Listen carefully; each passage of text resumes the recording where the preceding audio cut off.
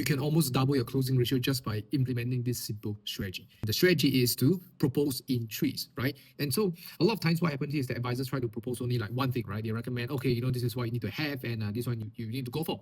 And what tends to happen is that the prospect ends up in let me think about it, right? Because their option is either I take the option that you've given me, or their option is not do anything. And given these two options, prospects will always take the easier route. And here's what you want to do instead.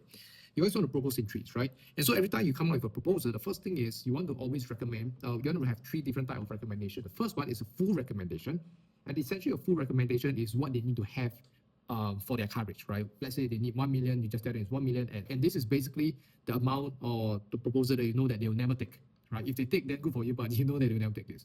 Now, the second one is to give kind of partial recommendation, which is basically they're the ones that are most likely to take. Meaning, say, this is typically about 50 to 60% of the full recommendation that you provide, right? So instead of 1 million coverage, probably they might think maybe 500,000, right? Not because they want lesser coverage, but because maybe their budget doesn't allow. And so you give them the second one that you think they're most likely to take. And the third one, then you have to have a baseline, right? Because just in case that someone doesn't take the second one, the partial recommendation, you at least have something to fall back to.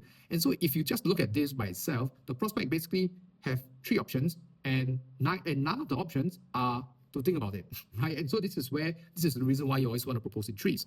And there's one more psychology behind it as well.